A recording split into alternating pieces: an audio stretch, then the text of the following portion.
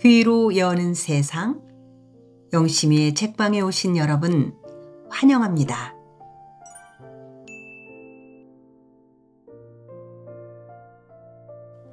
지금 우리는 한승원님의 동학제 제5권을 함께하고 계십니다. 지난 5편에서는 고참봉의 간색군, 즉 첩자가 된 지역보의 활동이 있었지요. 홍순서의 거처인 토구를 밀고 한 것도 바로 지역보였지요. 그의 행보를 지켜보면서 이야기는 계속됩니다. 제5권 분노의 불기둥.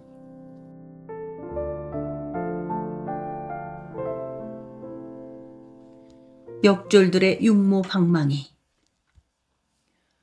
역졸들은 이날 밤 내내 군수 박원명을 두려워하지 않고 고북골의 육방 관속과 향청 사람들을 닥달했다. 이방, 호방, 형방, 병방. 좌수, 풍은 내놈들의 행악이 가히 이 고부 땅을 모두 꺼지게 하고 하늘을 갈리갈리 찢는다고 소문이 자자하더라.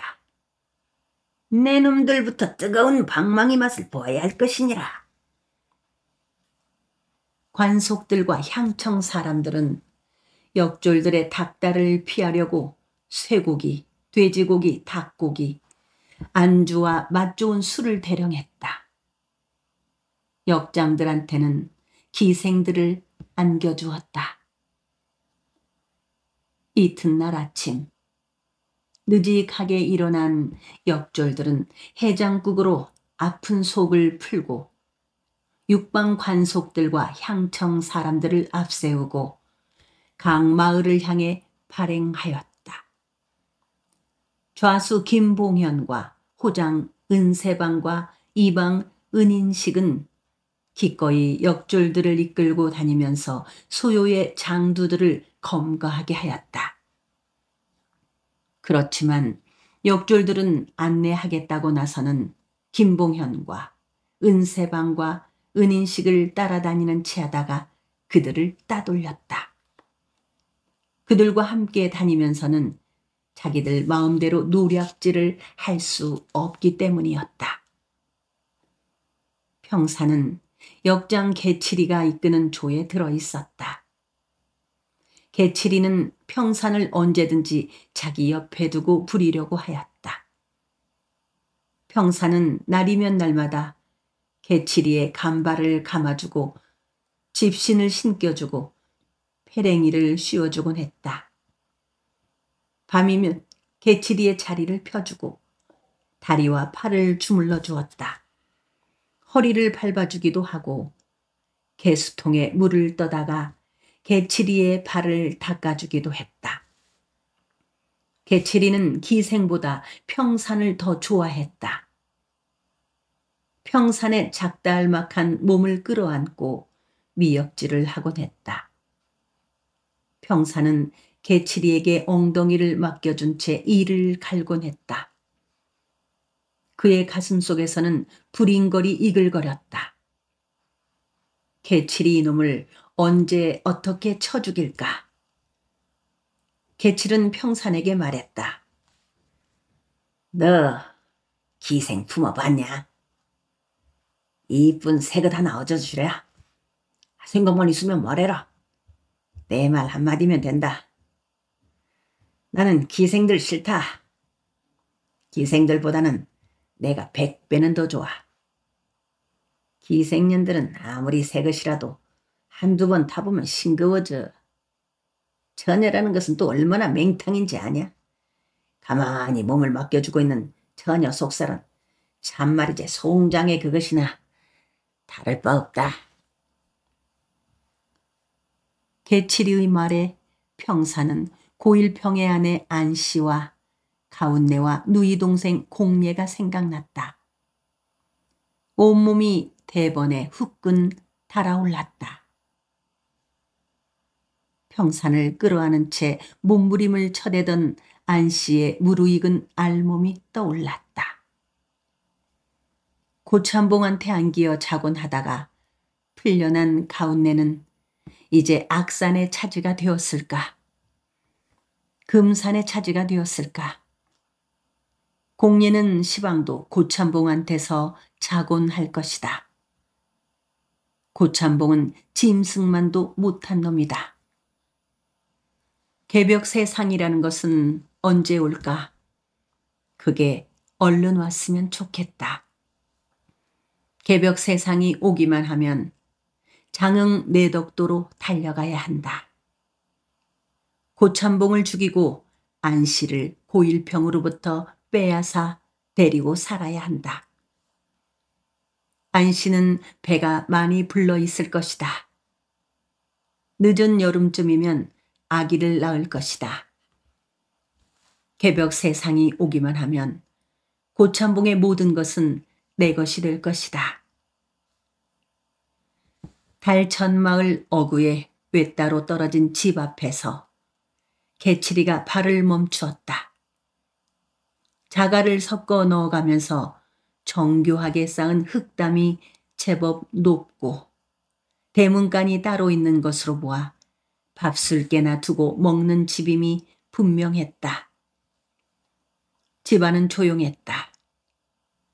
저녁밥을 짓는 연기가 굴뚝에서 야울거리면서 흘러나왔다. 개칠이가 하고 헛기침을 했다. 대문이 반쯤 열려 있었다. 개칠이는 역졸들 5을 대문간 밖에 세워두고 다른 셋을 데리고 집 안으로 들어섰다. 평산도 그를 따라 들어갔다. 부엌의 아궁이에 불을 지피고 있던 앳된 안악이 소스라쳐 놀랐다. 허리가 가늘고 얼굴이 달떡같이 희고 구멍새들이 큼직큼직했다. 눈이 까맣고 입술이 도톰했다. 평사는 고일평의 아내 안씨를 떠올렸다. 안씨의 얼굴은 언제 보아도 달갑고 밭꽃 같았다. 그 얼굴은 늘 평산의 간을 살살 녹게 하곤 했다. 그 안씨의 살결은 또 얼마나 부드럽고 야들거리던가. 그녀의 속살은 얼마나 깊고 무르고 달고 시던가. 평사는 안씨와 맨살을 섞었을 때 맛보았던 어지러운 환옥 속으로 빠져들어갔다. 안씨의 거친 숨결이 들려오는 듯 싶었다. 그 안씨가 그리워 미칠 것 같았다. 앳된 안악은 머리에 흰 수건을 쓰고 있었다. 수건 사이로 앙증스럽게 쪽져 올린 머리와 푸른 옥비녀가 내다 보였다. 들에 나갔던 늙은 안악 하나와 키 훤칠한 젊은 남정네 하나가 대문간 안으로 헐레벌떡 들어서고 있었다. 그들 뒤로 머슴인지 젊은 남정네의 아버지인지 알 수 없는 늑수그레한 남정네가 따라왔다. 그들은 가까운 들론에서 일을 하다가 들과 마을로 들이닥치는 역졸들을 보고 놀라서 허겁지겁 도망쳐 들어오고 있는 것이었다. 잘됐다. 내 놈이 이번 난리에 장두를 했겄다. 개칠이가 젊은 남정네를 향해 말했다. 젊은 남정네는 김상칠이었다. 김상칠의 낯빛은 새파래졌다. 김상칠은 몸을 움츠렸다. 당황하여 입을 열지도 못했다. 개칠이의 말대로 김상칠은 이번 소에 장두를 선 것은 아니었지만 몇 차례 따라 나가기는 했다. 고부 안에서 사는 불알 달린 사람들 쳐놓고 관아까지 몰려다니거나 백산으로 몰려가 소리소리 질러보지 않은 사람은 한 사람도 없었다. 김상칠은 그 일 때문에 뒤가 저려 부들부들 떨기만 했다. 늙은 안악이 젊은 남정네 김상칠의 앞을 가리고 선 채 고개를 회회 저으며 떠듬거렸다. 아니, 그것이 뭔 벼락을 맞을 소리라요. 우리 아들은 서당을 중도 폐지한 뒤로는 여태껏 땅만 파느라고 헌눈 한번 판 적이 없습니다요. 우리 아들은 하늘이 알고 땅이 다 아는 효자라 내가 나가지 말라고 하면 반마을 한 번도 나가지 않은 아이구먼요. 저 건너집에 동임이 사니께 동임한테 가서 물어보시오. 그것이 사실인지 아닌지. 개칠이는 늙은 안악을 밀어젖히고 김상칠의 팔을 훔켜잡았다. 내가 다 듣고 왔느니라. 개칠이는 역졸들한테 명했다. 이놈을 끌고 가자. 그리고 저 계집도 함께 끌어내도록 하여라. 역졸들이 젊은 남정네와 부엌의 앳된 안악한테 덤벼들었다. 역정나으리, 저는 이 집에 사는 모슴이온데 제가 이 집안 속을 잘 아옵니다요. 우리 젊은 주인은 일찍이 아버지를 여의었고 할어머니를 모시고. 늑수그레한 모슴이 김상칠을 변호하려 들었다.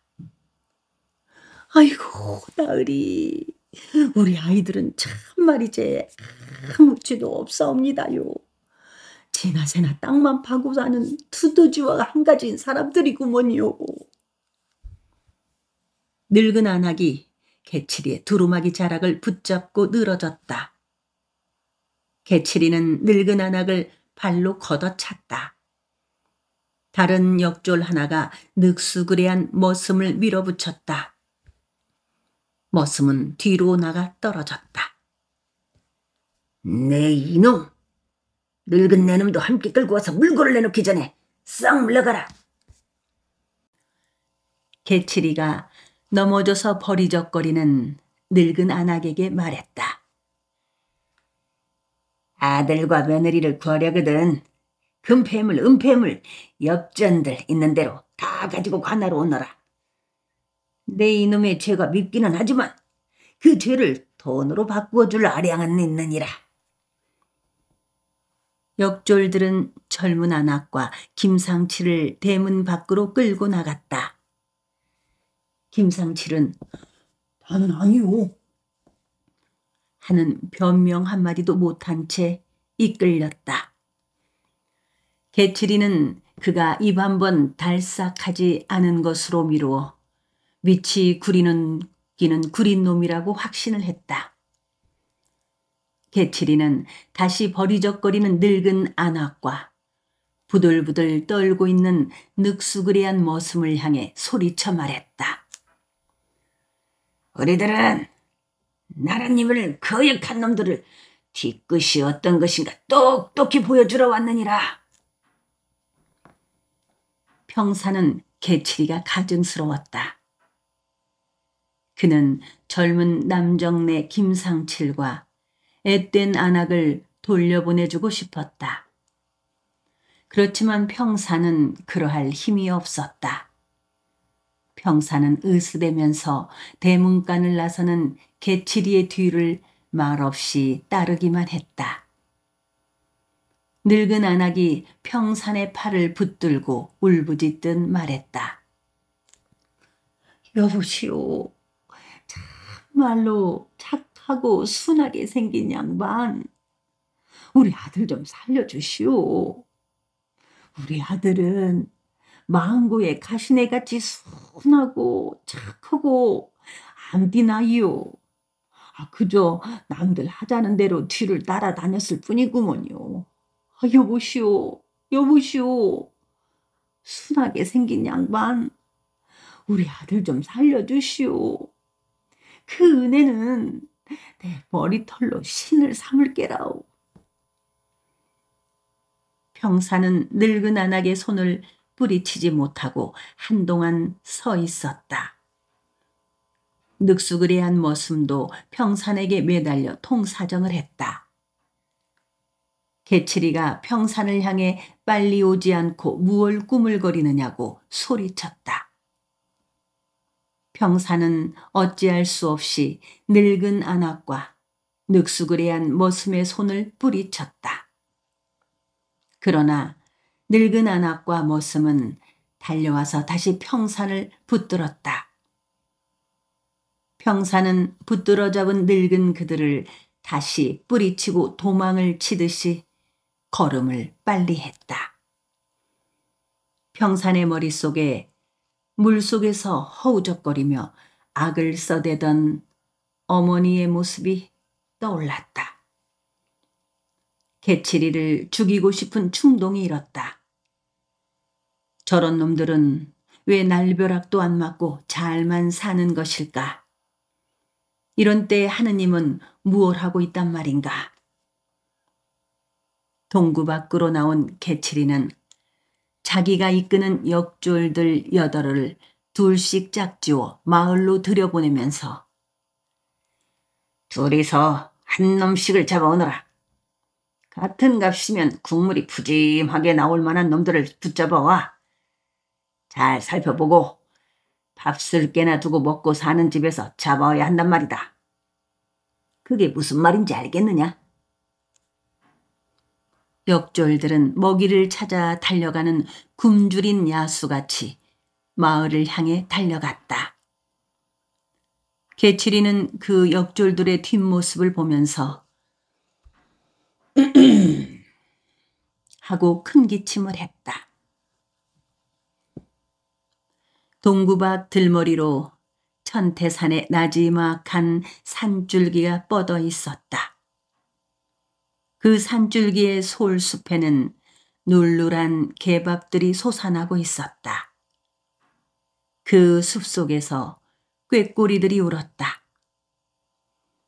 남녘에서 훈훈한 바람이 들을 건너왔다.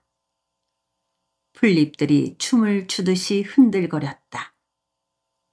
그 위에 찬란한 햇살이 쏟아지고 있었다.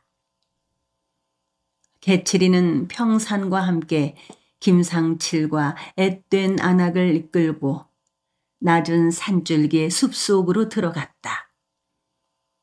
개칠이는 장난스러운 얼굴을 한 채 평산을 돌아보았다. 평산이 개칠이를 마주보았다. 야, 너 이 여편네하고 저 숲속에 한번 들어갔다가 나오너라. 가서 호강 한번 시켜주어라. 여편네들은 다들 새거리를 그렇게 먹고 싶어서 환장들을 한단다. 새거리가 뭔지 아냐? 아니, 너 계집의 입이 몇 개인지 아냐? 위쪽에 하나 있고 밑에 쪽에 하나 있다는 거 알아? 여편네들은 윗입으로 먹으면 윗배가 부르게 되고 밑에 입으로 먹으면 아랫배가 부르게 되는 거야. 여편네들은 특히 나같이 키가 크고 작도 않고 얼굴이 반반한 사내들을 좋아한단다. 실망시키지 말고 잘 한번 해주고 오너라. 개칠은 코를 찡긋거리면서 말했다. 평사는 개칠이를 멀거니 보았다. 개칠이 무서웠다. 자기도 모르는 사이에 몸을 움츠리면서 그를 등지고 돌아섰다. 하늘 한가운데에 뜬 해를 쳐다보았다. 그의 눈에 물이 괴었다. 햇살 때문만은 아니었다. 그는 재빨리 밭의 검푸른 보린 잎사귀들과 밭언덕의 풀잎들에게로 눈길을 돌렸다. 그것들이 바람에 흔들거렸다. 이놈 부끄러워하기는. 너희놈, 여편네들이 먹곤 하는 그 새끌이라는 것이 무엇인지 아냐? 제 남편을 두고 다른 남정네하고 맨살을 섞는 것이란다. 이 세상의 모든 여인네들이라는 것들은 겉으로는 눈을 내리뜨고 착하고 순한 체하지만 속으로는 다 똥구멍으로 호박씨를 까는 법이란다.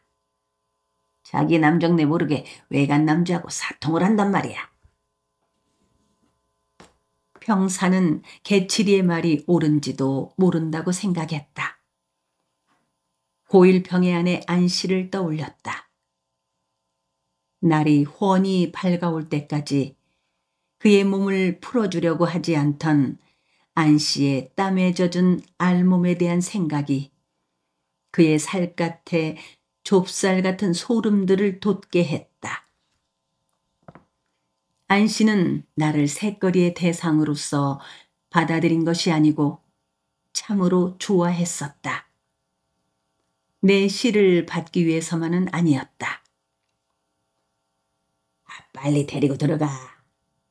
들어가서 총각딱지 떼고 와. 그 짓거리는 식은 죽 갓둘러 먹기고 한강에 배 지나가기다.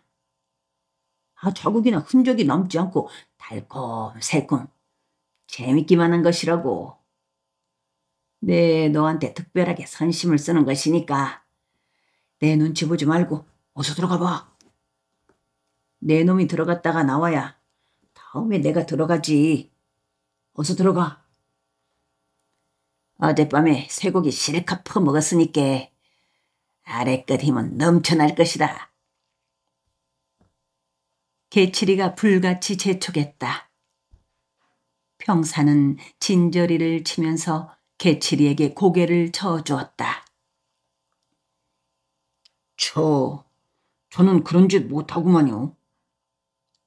그리고 이 사람들 돌려보내줬으면 좋겠구만요. 제가 보기로는 이 사람들 착하기만 하고 아무런 죄도 없어 보이는구만요. 평사는 떨면서 떠듬거렸다. 개칠이는 어처구니 없다는 듯 웃어대다가 정색을 하더니 무엇이 어쩌고 어째? 내 놈이 뭘 한다고 그리 주둥이질이야? 잔소리 말고 시키는 대로 하게나 해. 하고 신경질적으로 말했다. 금방이라도 평산을 향해 주먹질과 발길질을 하여 될 것 같았다. 평산은 겁이 나고 맥이 풀렸다.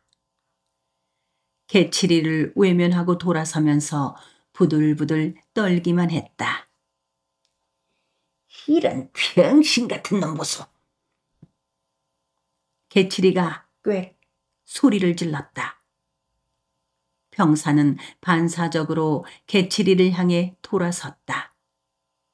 땅에 납작 엎드리면서 머리를 굽실거리고 두 손을 비볐다.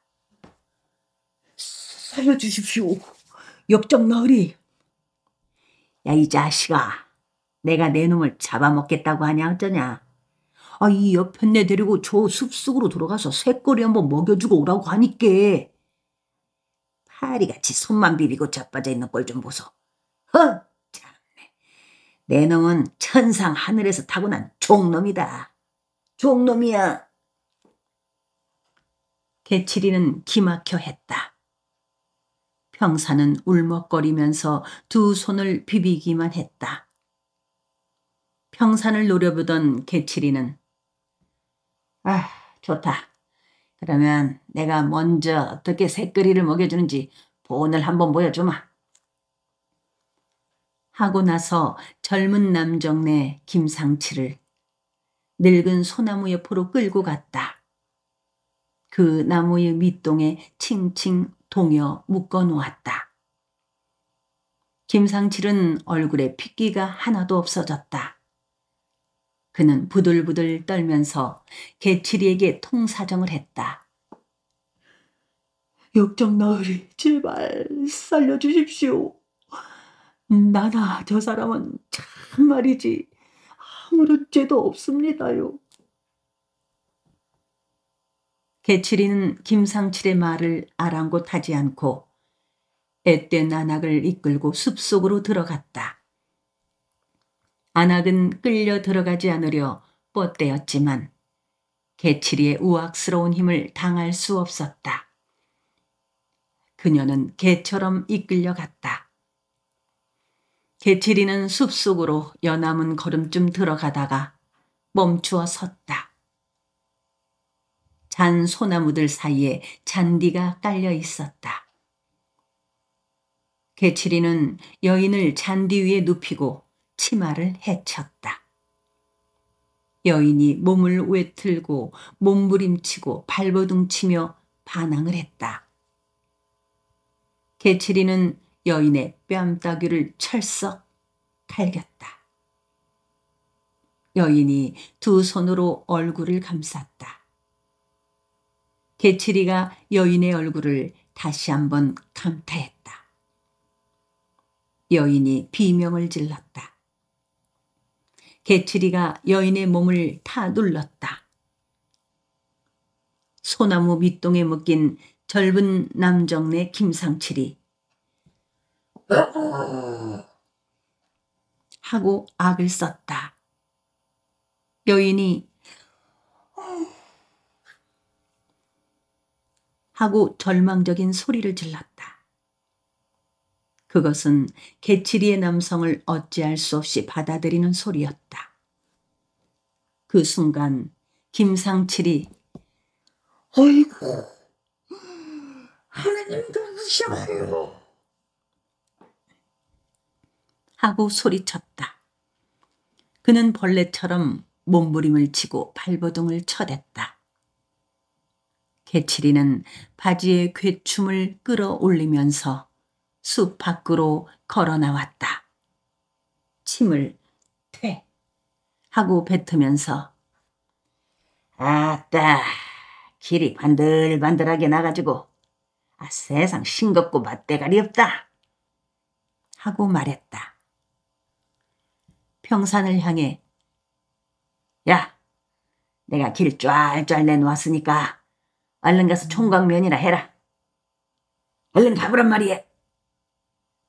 오늘 너 내 말 안 들으면 직사하게 패준다. 너 나한테 매 맞은 지 오래되었다. 나 시방 주먹 끝이 근질근질하기 시작한다. 너 피 보기 싫으면 내가 좋은 말로 할 때 얼른 들어라. 하고 말했다. 평사는 눈을 감은 채 진저리를 쳤다. 어떻게 대낮에 남의 여인을 강제로 그렇듯 짓밟을 수 있단 말인가?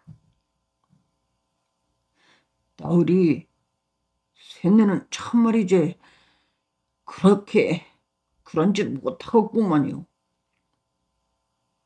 평사는 울먹거리면서 말했다. 무엇이라고? 그렇게 그런 짓을 못한다고? 뭐냐? 너 내가 한 짓을 그렇게 그런 짓이라고 했겠다? 아니, 그러면 내 놈은 여인네가 제 손 활딱 벗어 젖혀주면서 올라타라고 하는 것은 많이 해보았다는 그 말이랬다? 아따, 너 오늘 보니까 대단한 놈이로구나. 너는 한량 같은 놈이고 나는 아주 미친 개 같은 놈이로구나. 뭐냐, 그래 너 이놈. 나는 미친 개보다도 더 못한 놈이다. 개칠이는 평산의 뺨을 후려쳤다. 주먹으로 그의 배를 쥐어찔렀다. 평산은 잔 소나무 위로 쓰러졌다. 쓰러진 그의 엉덩이를 개칠이가 걷어찼다. 그래도 시키는 대로 하지 못하겠어. 어디 내 놈이 내 손판에 죽어 뻗어지는지 아니면 내 말대로 저 옆에 내가 배를 올라타든지 어디 한번 해보자. 개칠이는 평산이 그 여인의 배를 올라타겠다고 나설 때까지 두들겨 팰 심산이었다. 평산은 개칠이의 고집을 이겨낼 수 없다는 것을 알아차렸다. 끝까지 말을 듣지 않으려 했다가는 뼈도 추리지 못할 터였다. 얼굴에 피칠을 한 채 평산은 두 손을 비벼댔다. 역장나으리 시키는 대로 하겠사옵니다요. 평사는 다급하게 말을 했다. 개칠이의 손에 맞아 죽지 않으려면 그 여인에게로 가서 배를 올라타는 신용이라도 하기로 작정을 했다. 진짜 거분거분 말을 들을 일이지. 개칠이가 시근거리면서 두들겨 패기를 멈추었다. 평사는 숲속으로 들어갔다. 누워있는 그 여인을 끌어안은 채 하기만 할 참이었다. 그런데 개칠이가 평산이의 속셈을 모두 읽고 뒤를 따라 숲속으로 들어왔다. 바지 벗어. 개칠이는 기어이 평산을 알몸으로 만들어가지고 그 여인의 배 위에 올려놓았다. 개칠이는 마치 짐승들한테 교미를 시키는 것처럼 평산의 행위를 일일이 지시했다. 여인의 알몸은 찔레꽃송이처럼 희고 곱고 아름다웠다. 여인은 죽은 듯이 누워있기만 했다. 그녀의 코와 입술에서는 피가 흘렀다. 그녀는 바들바들 떨고만 있었다. 울지도 못했다. 평사는 몸을 부들부들 떨었다. 온몸에 힘이 풀렸다. 평산의 남근은 불행인지 다행인지 일어서 주지 않았다. 병신 같은 놈. 너 고자로구나, 고자. 개칠이는 평산의 남근을 일으켜주려고 몇 번이든지 시도를 하다가 지쳤다. 찌륵하고 침을 뱉으면서 숲을 벗어났다. 평사는 개칠이가 보이지 않은 사이에 여인의 벌거벗겨진 몸에 치맛자락을 끌어다 덮어주고 저고리를 입혀주었다. 그제서야 흥겁해 있던 여인이 몸을 모로 누이면서 흐느껴 울었다. 소나무 가지에서 뻐꾹새가 울었다. 늙은 소나무 밑동에 묶인 김상칠이 여보, 여보 하고 울부짖어댔다. 그날 밤 고부 관아에서는 밤새도록 곤장 치는 소리와 남정네들의 비명소리가 끊이지 않았다. 역졸들이 잡아들인 장두라는 사람들에게 이실직고 하라고 하면서 곤장을 쳐댄 것이었다. 역졸들은 죄인들을 죽일 듯이 잡돌이를 하다가도 가족들이 폐물과 엽전꾸러미를 들고 오면 선심을 쓰듯이 곧 풀어주곤 했다. 평사는 어둠에 묻힌 객사 문 앞에 주저앉아 있었다. 지옥이라는 곳이 바로 이런 곳이려니 했다. 어디론가 도망쳐 가고 싶었다. 하늘에는 별들이 총총했다. 얼른 개벽 세상이 왔으면 좋겠다고 생각했다. 개벽 세상은 저런 별들과 그 별들 같은 꽃들만 수없이 많이 피어있는 세상일 거라고 생각했다. 그의 머릿속에 안씨의 얼굴이 떠올랐다. 그녀는 달떡 같은 아기를 안고 있었다. 물속에서 허우적거리던 어머니의 모습이 보였다. 평사는 진저리를 치면서 이를 악물었다. 그의 눈에는 물이 흥건히 괴어 있었다. 그때 한 여인이 그의 옆으로 다가왔다. 김상칠의 늙은 어머니였다. 그 여인 뒤에는 늑수그레한 머슴이 따르고 있었다. 아이고, 순하게 생긴 양반. 참말로 잘 만났구먼요. 김상칠의 어머니는 한숨과 눈물을 섞어 말했다. 그리고 폐물과 엽전 꾸러미가 든 자루를 평산에게 잡혀주면서 자기의 아들 김상칠이를 빼내달라고 청했다. 평산은 그 늙은 여인을 데리고 개칠이에게로 갔다. 김상칠이 이미 곤장을 20도나 맞고 파김치가 되어 있었다. 김상칠은 그의 늙은 어머니를 따라 절름거리면서 돌아갔다. 김상칠이 그의 집에 당도했을 때 그의 앳된 아내는 문지방에 대롱대롱 매달려 있었다. 새끼줄로 목을 매단 것이었다. 안핵사의 역졸들은 고부뿐만이 아니고 근처의 부안과 고창과 태인과 무장 고을들을 휩쓸고 다니면서 갖은 행악을 일삼았다. 그들은 미친 개들처럼 날뛰었다. 남정네라고 생긴 것이면 무조건 이끌고 관하로 갔다. 군수나 현감은 입이 있어도 말을 빼지 못했다. 아전들이나 향청 사람들은 역졸들을 말릴 엄두를 내지 못하였다. 자기들이 다칠까봐 겁먹은 생쥐들처럼 숨어버렸다. 역졸들 가운데는 발피나 무렵의 출신들이 많았다. 그들이 안핵사를 등에 업고 손에는 육모 방망이를 꼬나든 것이니 두려울 것이 없었다. 아주 안핵사를 사칭하고 의시되면서 그렇게 다니는 역장들도 수두룩했다. 그 어느 관아의 육방 관속들이나 포교나 포졸들도 그들 앞에 코빼기 한번 내보이지 못했다. 저 못된 번거지로부터 잡아다가 족쳐놔라. 개칠이와 우소리는 포교와 포졸이 보이면 이렇게 호통을 쳤다. 포교나 포졸들은 역졸들 앞에서 꽁지를 내리고 주랭랑을 쳤다.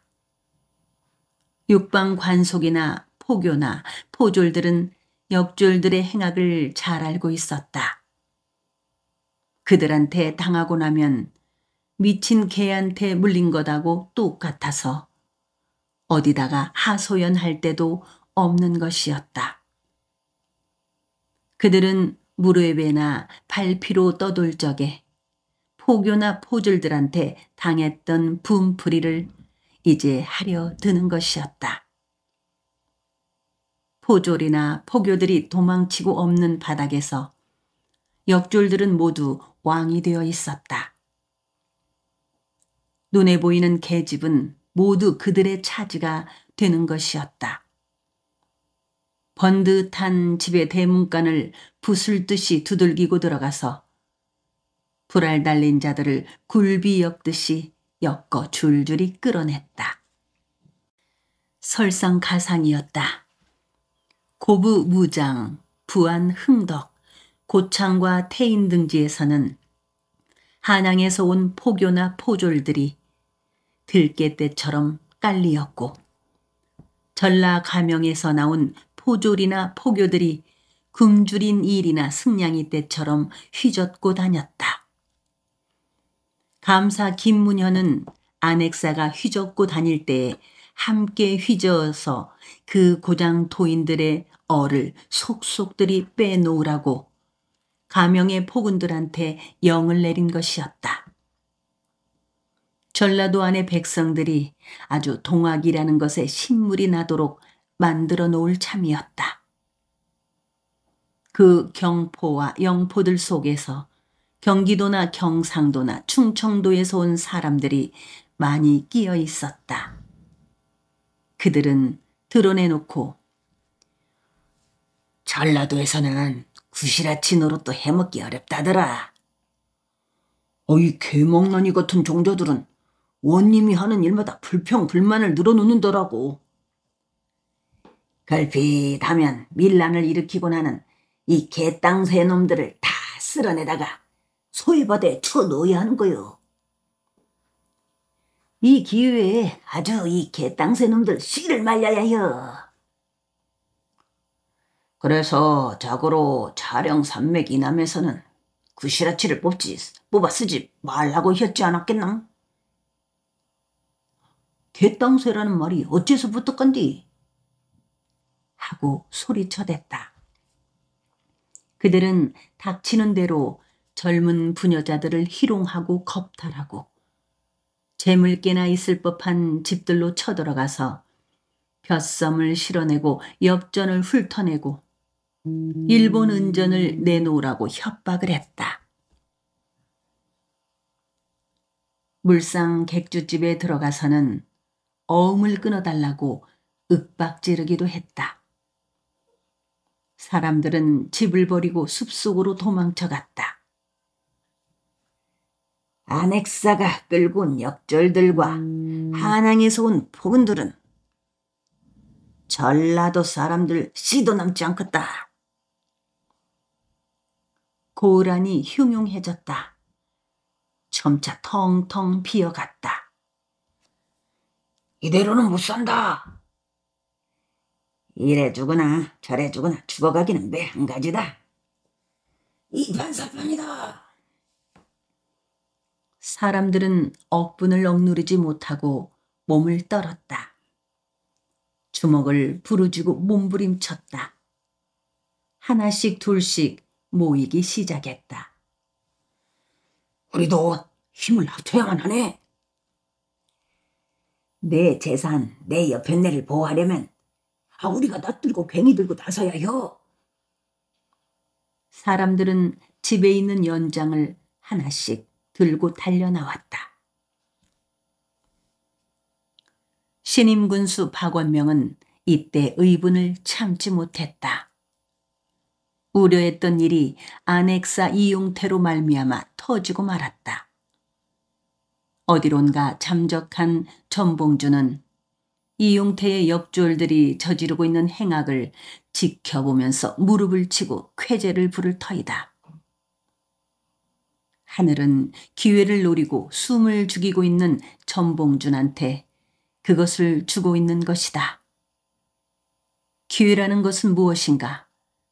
고기한테는 물인 것이다. 이제 이 일을 어떻게 했으면 좋겠느냐? 박원명은 사저에서 자기의 기실 박기명과 마주 앉아 술을 들이켰다. 박원명의 탄식 어린 말에 기실 박기명은 고개를 떨어뜨리고만 있었다. 기찰 포교 출신인 박기명은 사리 판단이 빨랐다. 안핵사 이용태와 감사 김문현이 전녹두한테 헤엄칠 수 있다는 물을 주어 싸웁니다. 김문현도 역적이 옵니다. 이제 고부 밀란의 문제는 고부 사또의 손에서 멀리 떠나 싸웁니다. 두고 보십시오. 이제 그것은 고부 고을만의 문제가 아닐 것이옵니다. 박원명은 의정부로 장계를 올려야겠다고 생각했다. 감사 김문현과 안핵사 이용태의 무지와 행악과 경포 영포들의 잔혹한 폐악들을 낱낱이 써 올리고 싶었다. 박원명은 동생이자 기실인 박기명에게 그 뜻을 말했다. 박기명은 사또 박원명을 한동안 빤히 건너다 보다가 고개를 저었다. 그 장계가 의정부 안에서 얼마나 심각하고 아프게 먹혀 들어갈 것 같사옵니까? 박기명은 오랜 동안 고개를 떨어뜨리고 있다가 말을 이었다. 장계를 올려보아야 중간에서 김문현과 이용태를 옹호하는 세력들이 그 장계를 가로챌 것이옵니다. 오히려 사또를 무고로 몰아버릴지도 모릅니다. 시방 어떤 큰 흐름인가가 용트림을 하고 있사옵니다. 그것은 흘러다니는 비결대로 흘러가는 듯 싶고 운명적인 것인 듯 싶사옵니다. 이런 때는 당분간 조용히 집거를 하는 것이 옳사옵니다. 그리고 멀지 않아 동학배들이 관할을 점거하고 사또를 헤아려 들 것이니 어디로인가 몸을 피하시는 것이 옳을 듯 싶사옵니다. 용과 호랑이가 싸우면 어떻게 되옵니까? 어떠한 것으로도 그것들이 일으키는 거센 파도를 막아낼 도리가 없을 것이옵니다. 섣부르게 저항하지 마시옵고 모든 것을 그냥 내주시옵소서. 박원명은 얼굴을 쳐들고 탄식을 했다. 그에게는 아무런 대책이 있을 수 없었다. 기실 박기명은 영리한 사람이었다. 그는 여유가 만만했다. 남의 장기나 바둑에 훈수를 하는 사람처럼 담담하게 말했다.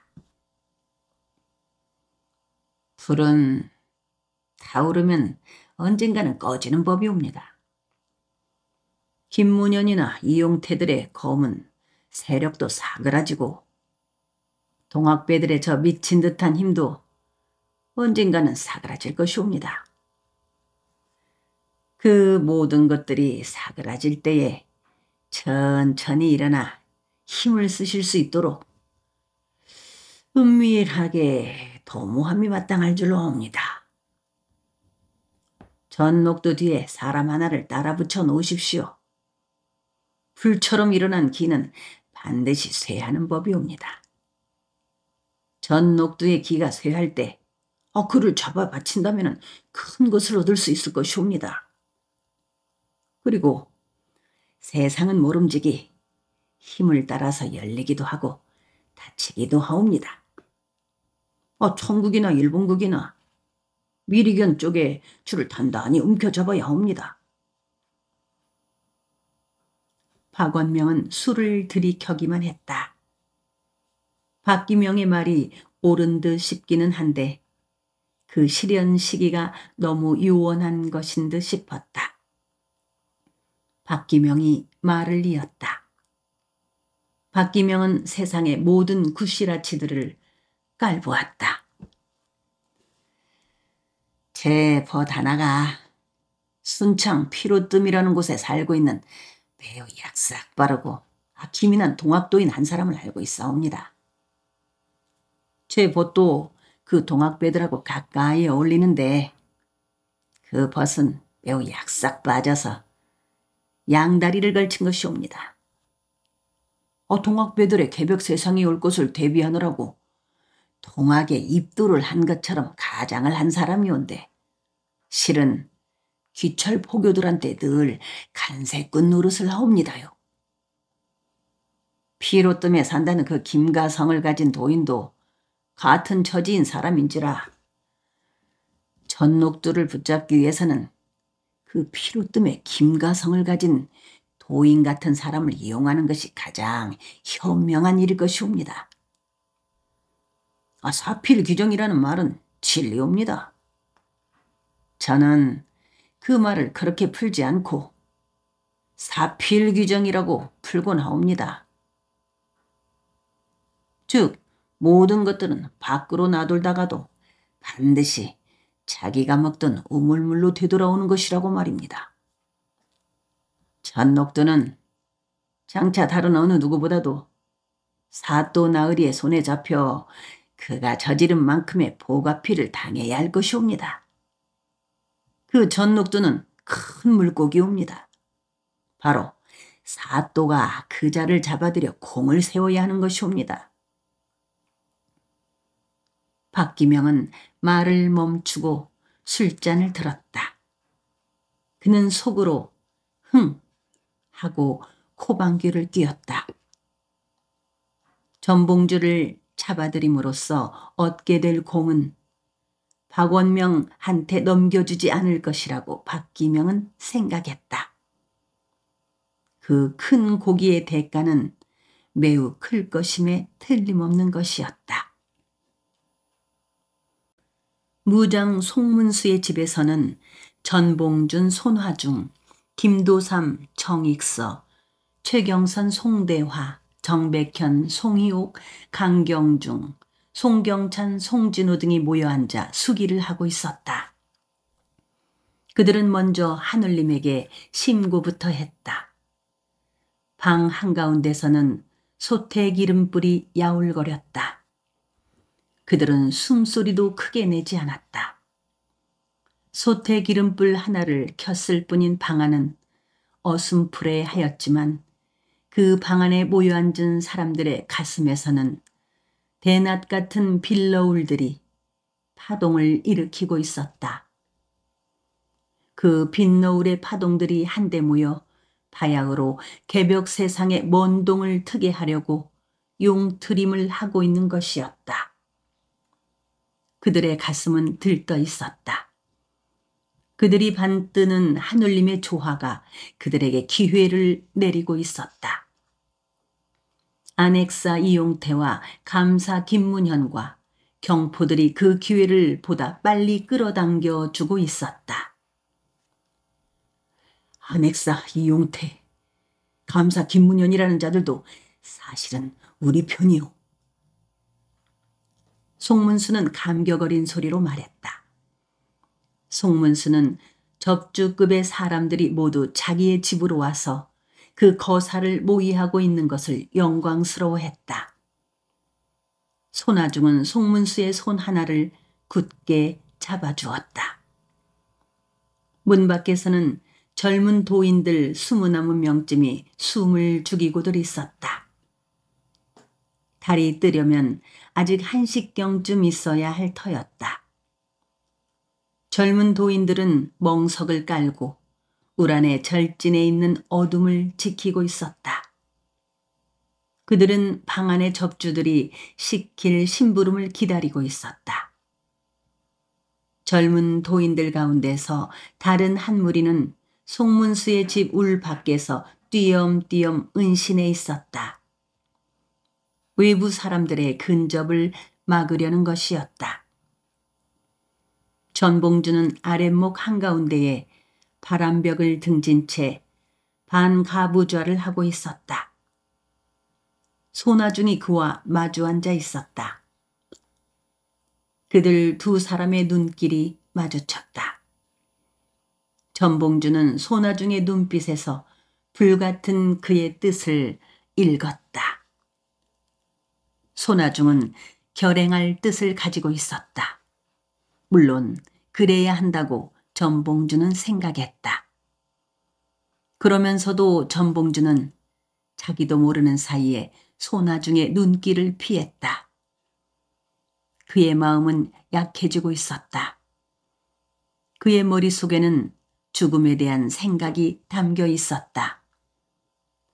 결행한다면 이들은 나를 우두머리로 내세울 것이고 실패를 한다면 내가 제일 먼저 죽게 될 것이다. 죽음이 겁났다. 이것이 비겁일까? 젠장칠. 사내가 죽기를 각오하지 않고 어떻게 큰 일을 도모한단 말이냐. 그는 장두로 나서곤 하면서 이미 두 딸들에게 유언 아닌 유언을 남겨놓았다. 앞으로 불행한 일이 닥쳐 내가 붙잡혀 죽게 된다면 틀림없이 역적으로 몰리게 될 터이다. 그때는 죄 없는 너희들도 멸살의 화를 당하게 된다. 만일 내가 붙잡혔다는 말이 있거든 변성명을 하고 잠적을 하도록 하거라.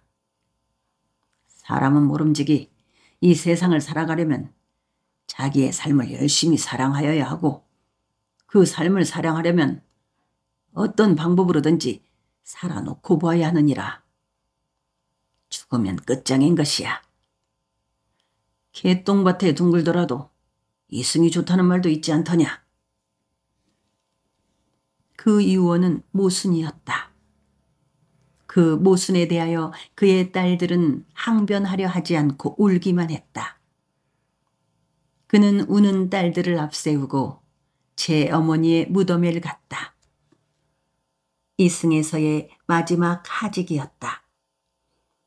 그는 아내의 무덤에 절을 하면서 전봉주는 저승에서 만납시다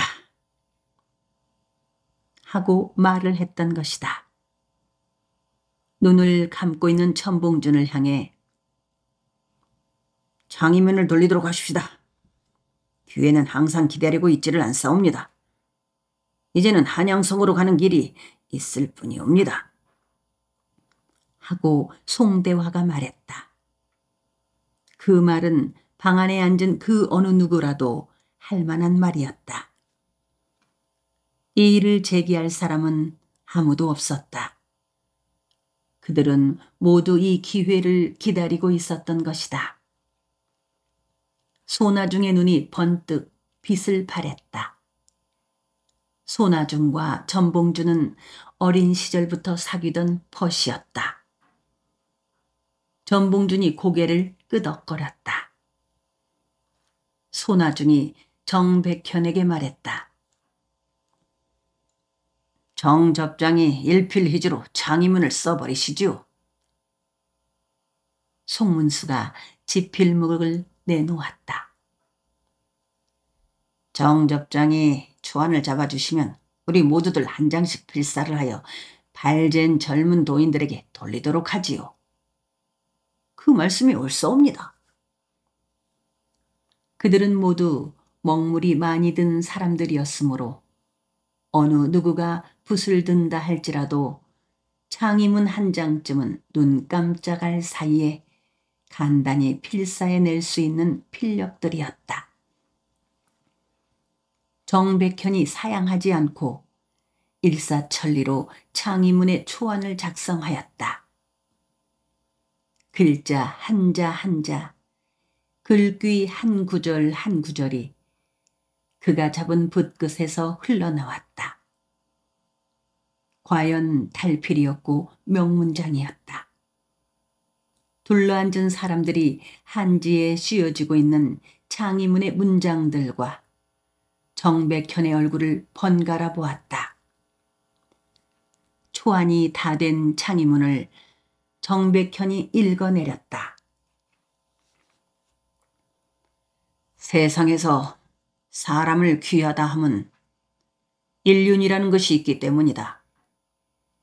임금과 신하, 아버지와 아들 사이는 인륜 가운데서 가장 큰 것이다. 구시라치들의 학정이 날로 자라나고 원성이 그치지 아니하여 군신과 부자 상하의 본분이 무너지고 말았다. 소위 공경이야 방백수령들은 나라의 유난을 생각하지도 않고 다만 자기만 살찌게 하고 재산을 긁어 모으기에만 간절하여 관리를 가리어 뽑는 일을 돈벌이의 수단으로만 볼 뿐이며 과거 응시의 장은 물건을 사고 파는 저작거리와 같다. 허다한 재물의 수수는 국고에 들어가지도 못한 채 어느 한 개인의 사복을 채우고만 있고 나라에는 누적된 빚이 있는데도 구스라치들이 갚기를 생각지 아니하고 교만하고 사치하고 음란하고 더러운 일만을 기탄 없이 행하여 이 나라 사방팔방이 어육이 되어버리고 만민이 도탄에 빠졌다. 수령의 탐악에 어찌 백성이 공궁치 아니하랴. 우리는 비록 제야에 있는 유민이지만 어찌 차마 나라의 멸망을 앉아서만 보겠느냐. 조선 팔도가 다 마음을 같이하고 억조 창생이 잘 상의하여 이에 의로운 기치를 드높이 들어 보국안민으로서 함께 죽겠다는 맹세를 하노니 오늘의 광경에 놀라지 말고 승평성화와 함께 들어가 살아보기를 바라노라. 갑오년 3월 21일 호남 창의소 전봉준, 손화중, 김계남. 방 안에 둘러앉은 사람들이 창의문을 다 쓰고 난 정백형을 향해 고개를 숙여주면서 속삭이는 말로 좋다고 칭찬의 말들을 한마디씩 했다. 과연 황금 같은 명문이옵니다. 하늘이 감동하고 땅이 놀랄 문장이옵니다.